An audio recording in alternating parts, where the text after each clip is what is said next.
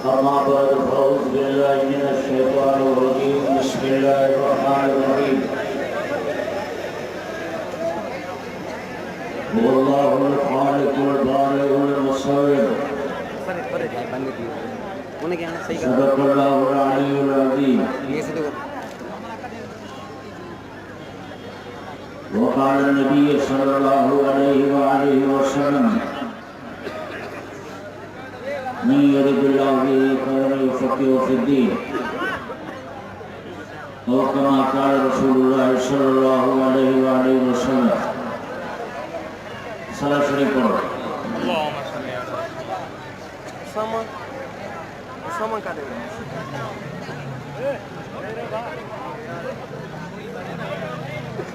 आओ जितने भी जलसे रहंदो है तेरी तेरी को लतीफो पंजो पान खाली करीज कुछ वो कंदो है हार थोड़ी जो लिखी जगह पे हिंगू गई होता गई ना वो भाऊ वो सब प्यारा मानना चलते हिंगू छोड़ो करे सभी दोस्तन के गुजारिश है तो मेहरबानी करो प्रोग्राम हले पे हज़रत मौलाना साईं अब्दुल्ला समू साहब जो बयान शुरू थी चुको है तो ऐसा ना मेहमान खास मानना चलते हिंगू छोड़ो करे नवागा मथे में सूर विजी छजो थे चाहे दुनिया के दबाया तो जो हिंग का कर तो के पोया हवा को निकलो वने चाहे वो मुखे वरी थोरो थोरो ट्रप थी दो अकाबिरीन जे सामू तमाम उलमा इकराम आ तमाम बुजुर्गन जे सामू वेही करे गालान सा थोरो थोरो ट्रप भी लगे थो और अल्लाह तबारक व तआला जी रहमत में उम्मीद रखी चंद गालियों तमाजे सामू अर्ज रखबियो अल्लाह तबारक व तआला का दुआ है अल्लाह से मुझी तवाजी हाजिरी की कबूल व मकबूल फरमाए।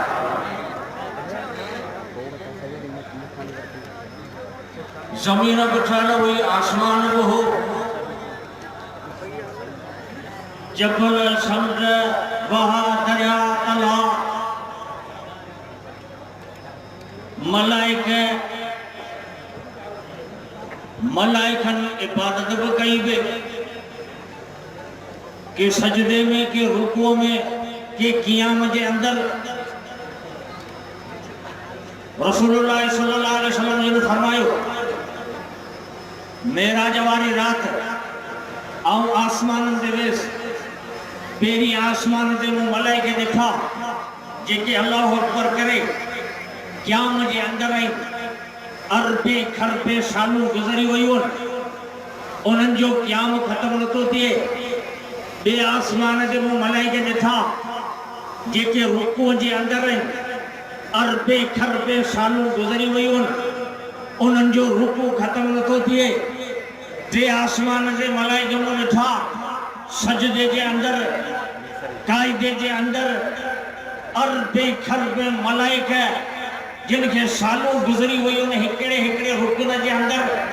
के क़याम में के रुकुओं के अंदर के कायदे के अंदर के सजदे के अंदर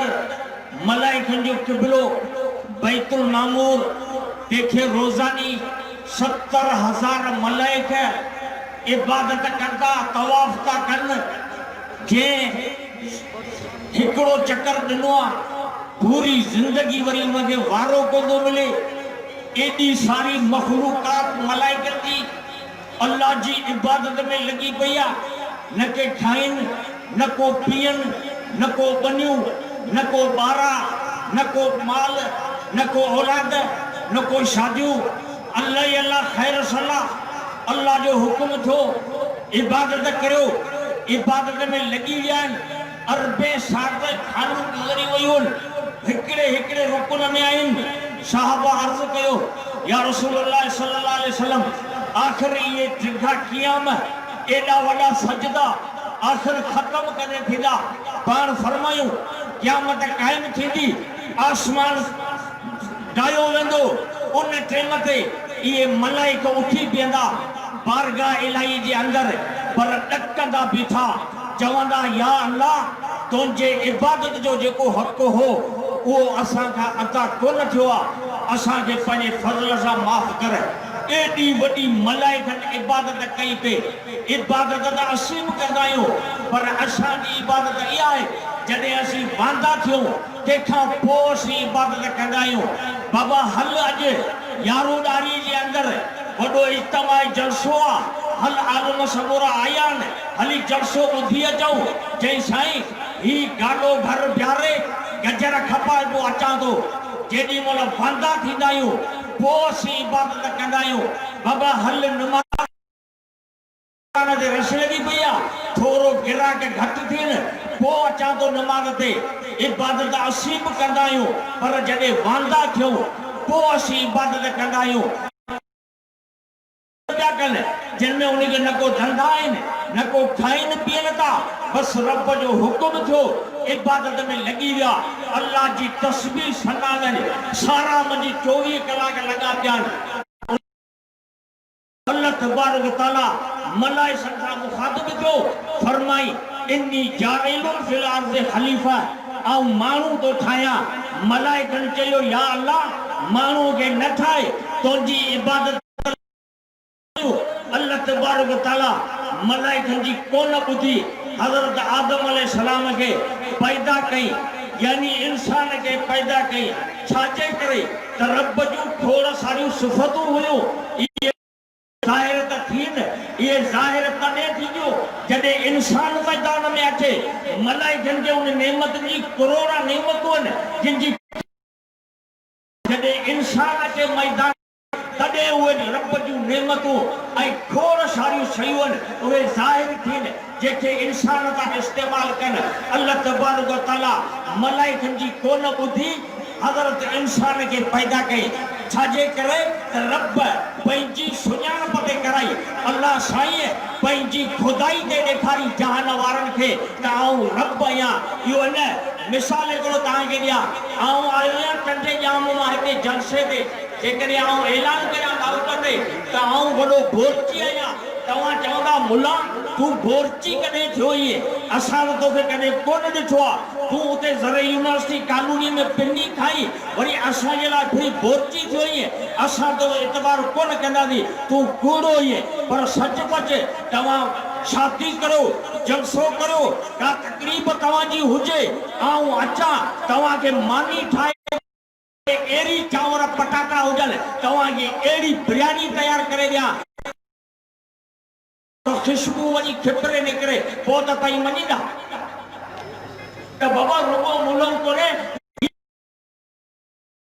जेकॾहिं आऊं तो ऐलान करियां त आऊं बाबा वाजोब आहियां तव्हां एतबार कोन कंदा पर जॾहिं कारीगरी तव्हां ॾिसंदो आऊं तव्हांखे काठ चीरे पोइ हुन मां खटूं टेबल कुर्सियूं पींगा पलंग सभु ठाहे ॾियां पोइ तव्हां ॾिसी पोइ त मञींदनि ते बिली मुलम छलो कोन्हे ही वाजोब आहे ही बोरची पाए ही दर्जी जो कम बि ॼाणे थो ही वॾो क़ाबिल माण्हू आहे जॾहिं ॾिसंदो तॾहिं मञींदो रब पंहिंजी खुदाई ते ॾेखारी दुनिया वारनि खे त इन खे ख़बर पए त इन शयुनि खे पैदा करण वारी का ज़ात आहे का ठाहिण वारी ज़ात आहे असीं बि ठाहींदा आहियूं रब बि ठाहे पियो असां बि ठाहींदा आहियूं कॾहिं कॾहिं असीं चवंदा आहियूं त में असां वॾा कारीगर आहियूं असीं खोड़ शयूं ठाहियूं बि था हीअ टोपी मुंहिंजे मथे में पई आहे इहा कंहिं ठाही आहे असां माण्हुनि ठाही आहे हीअ कुर्सी एॾी सारी रखी आहे उठ एॾी इहा कंहिं ठाही आहे असां माण्हुनि ठाही आहे हीअ गिलास रखियो आहे इहो कंहिं ठाहियो आहे असां माण्हुनि ठाहियो आहे हीअ चुश्मो पातल आहे मूंखे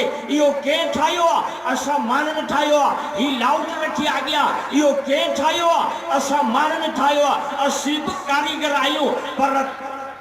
तुंहिंजी कारीगरी मुंहिंजी कारीगरी रब जी कारीगरीअ में ज़मीन आसमान जो फ़र्क़ु आहे तूं मादे जो मोहताज आहीं तूं टोपी तॾहिं ठाहींदे जॾहिं सुठ कपिड़ो सुई धाॻा तो वटि हुजनि पोइ तूं टोपी ठाहींदे तूं भत तॾहिं रधींदे जॾहिं चांवर तो वटि हुजनि चांवर आहिनि ई कोन ज़िले सांगड़ में रत भत वारा ख़बर कोन्हे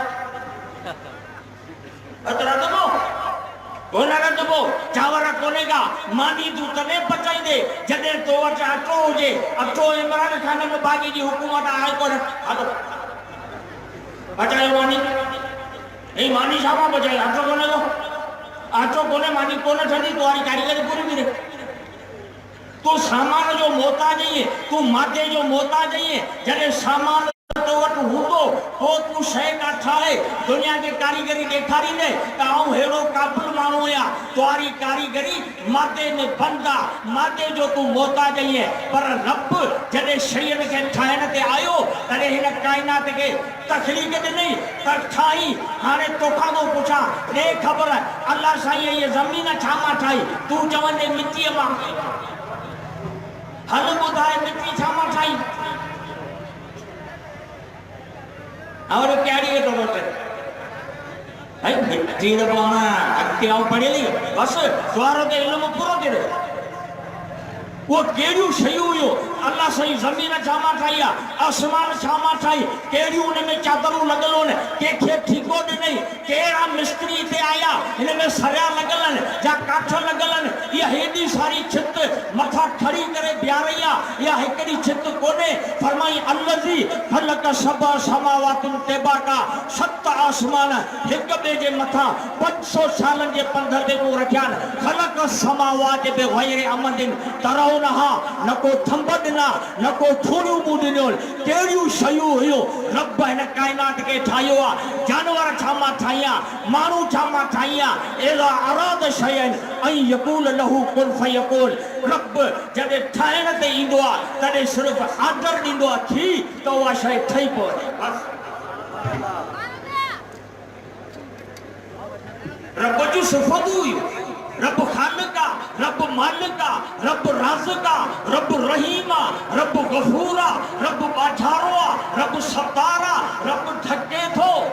ये तो सब सिफत हुयो ये सिफत जाहिर करे थी ने जदे इंसान मैदान में अचे निकाल के चई तो के भूख लगे कोने आऊं खाराई तो सके थे मुझी रज़ा के तो जो ज़हूर किए थींदो जिब्रील के चई तो गुनाह करी न थो आऊं माफियों के खेदी दे ये इंसाना ये जदी मोल मैदान दे इंदो तो हिन का गुनाह थींदा गलतियों हिन का थींदियो तो वरी मस्जिद जी कुंड वठी अची कहंदो तो वेही मुझे अठा आ गया बगुल लोग गोरा गाड़े लुड़क गाड़े मुखा दुआ घुरंदो मुखे चवंदो या अल्लाह मुखे गलती मुझी माफ कर आइंदा मु तौबा कई जेडी मल गुनाहगार मैदान ते न आयो तो मुझी सिफत गफूरत वाली जाहिर की थी रब जी तो थोड़ा सारी सिफत हुई रब खाराए तो पूरी कायनात के खाराए दो जेको वणे तो तेखा दुआ शय दे असा तो खाराई नहीं अज भत ता खादो किन खाई खीसा भरे के रहजी मिलिया जो तो रशरन दे असी खाराई नहीं शादियों कंदायूं वियाह कंदायूं जलसा कंदायूं पाटोड़ा भत्ता भरे थाल वॾा रखंदा आहियूं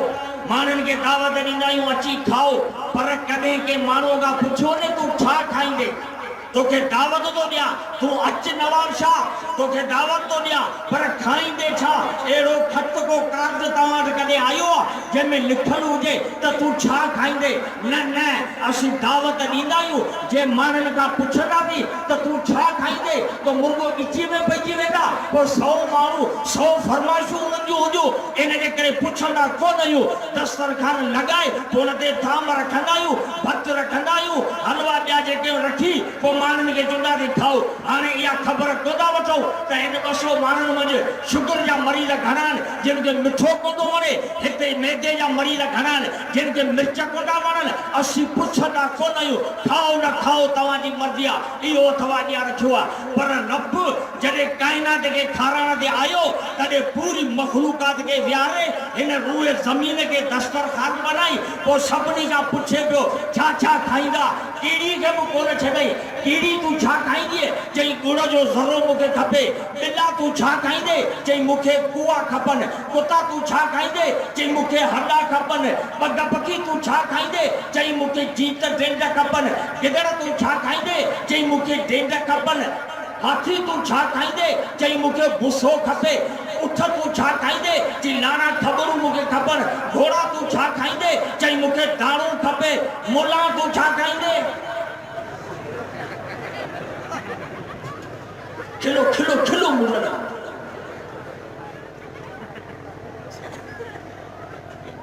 बस में चढ़ना ही छोरा वेठा न वाता गाड़ा वॾी सुथड़ू विचो अध मथे जो कूड़ो पियो रुगो हिते विच में टोर बीठो आहे जमींदार कमा तो सब वठाए छड़ियो बाकी पिज जो बारो छड़े थोड़ी सगी टिकट मुलो तू हलियो वञे अॻे हीअ न पिणे सीट वरिती आहे मस्जिद में ॿियो पगार कोन मिलंदो मुलों को वांदो वेठो तो के रिश्तो को तो ने इहो मुलो ई के तो दे मुलो इलेक्शन में भी तो वोट कोन ॾींदा जब सोचनि केॾी आवाम गॾु थिया नारा हणी असांजे आलमन तयार करे जेॾी महिल इलेक्शन जो टाइम ईंदो जेॾी महिल छोरा केॾा थो वो इलेक्शन वरी मतो मुलो ई वोट ॾिए थोड़ो वेठो तो घर खण क्या पता जणो लाओ वॾेरो को पारे जो उड़िए में ओखी में कम असां इंडिया में आया आहियूं छा मुले जो वोट न ॾिजो मुला तू छा खाईंदे हाणे मुला असां वॾा कारीगर तव्हांखे ख़बर ई कोन्हे कई कोरत कई लोड़ी ना वकील बदन असीं पीढ़ीअ ते छॾाया जी मुंहिंजो मसलो ॿुधाए जी कहिड़ो जी ॿ जानवर विड़ी विया पाण में हिकु ॼणी ॿिए खे मारे विधो हाणे छा कयूं जवाब जानवर में कहिड़ो फैसलो बस छुट्टी ॻाल्हि त जानवर विड़िया पाण में बस जैसे तव्हांजी हुई न ढकी असां वटि बीठल हिते हाथी ॻाल्हि विची पई छा छा छा छा थियो जे उनखे हणी असांखे ठगे मारे वियो जी बाबा शरे मसलो आहे छॾंदा ऐं किताब खे ॾिसां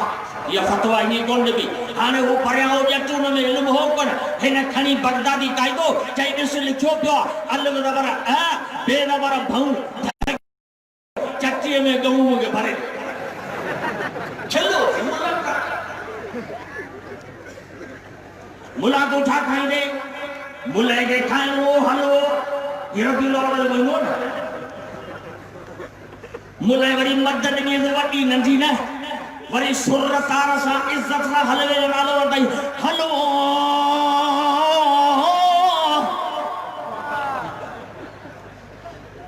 मुलो हलवो खाईंदो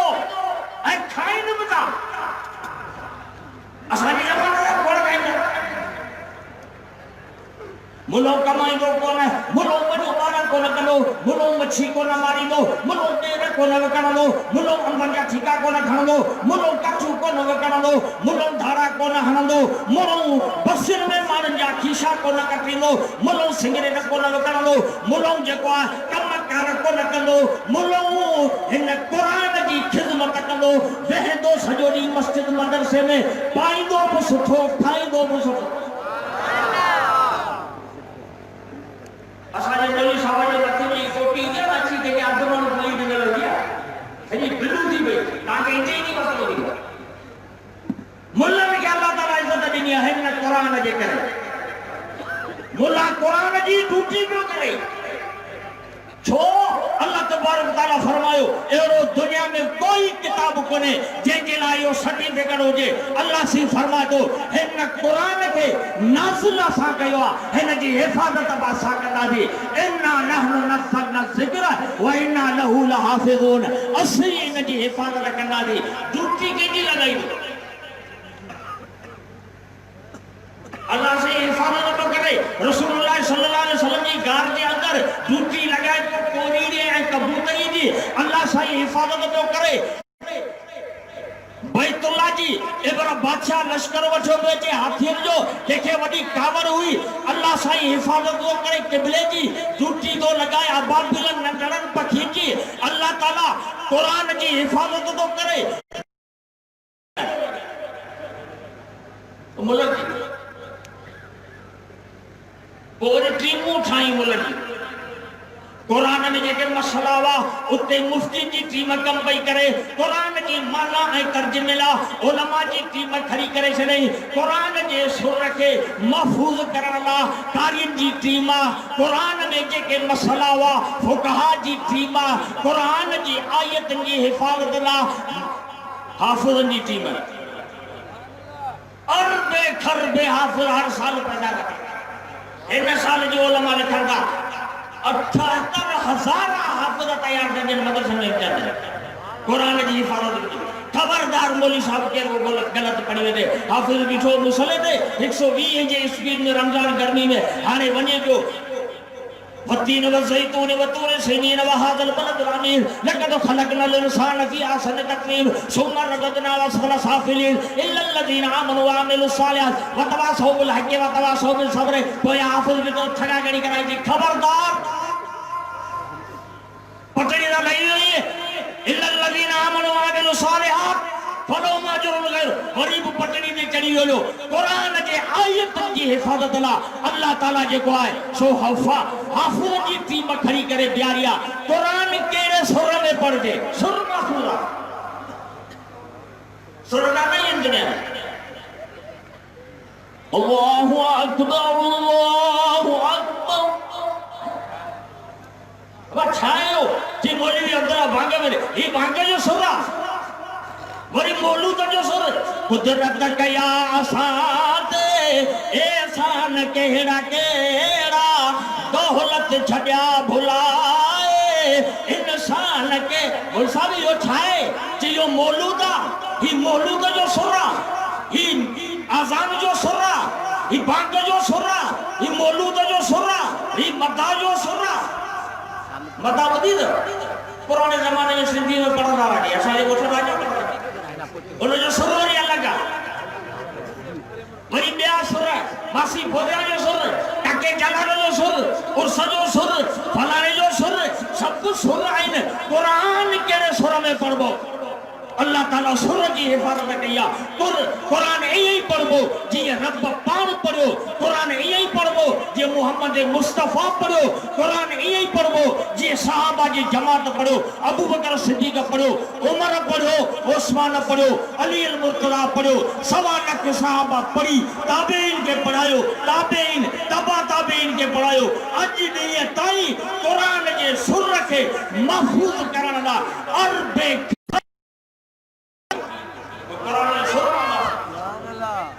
मौलाना कुरान की ड्यूटी में करती असाजी जगह जमात है ना जमात तो जाना ही मुझे मतलब के तनकीद करण को ने पर सबको पंजी शय के वाखानी जो है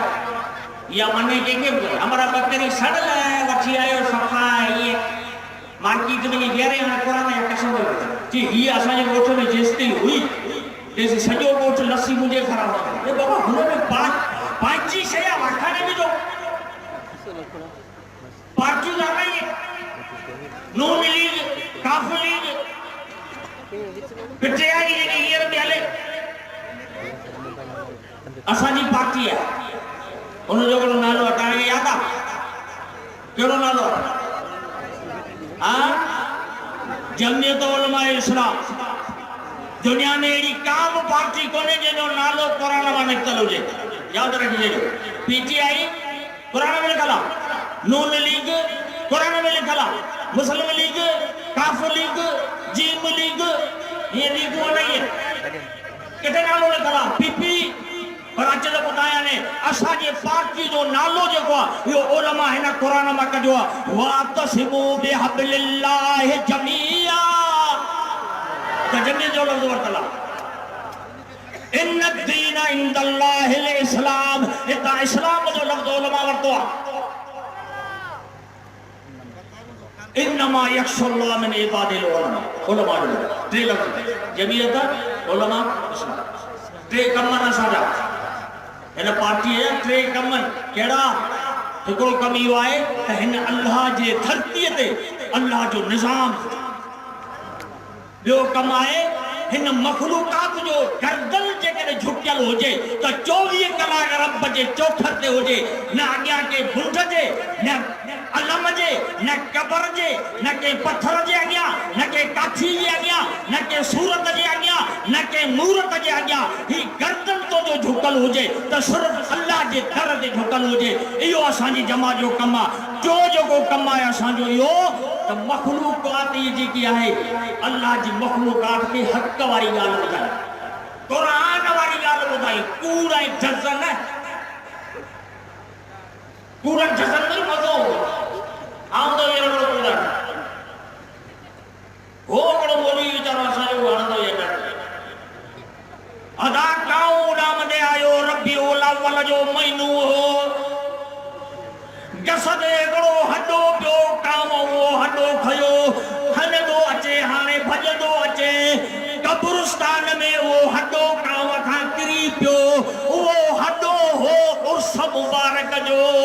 उन जे बरकत जे करे अल्लाह ताला सॼे कब्रिस्तान खे माफ़ी हल चढ़िया आजो आई बालक कॾहिं ईअं कर माशाअल्लाह सुभान अल्लाह साईं अरे बाबा तोखे ख़बर ही कोने का असली करामत जा इनकारी कोने पर एरो कूड़ को ठाए तो सही जे बादशाह पीर जो मुरीद मरी वियो कब्र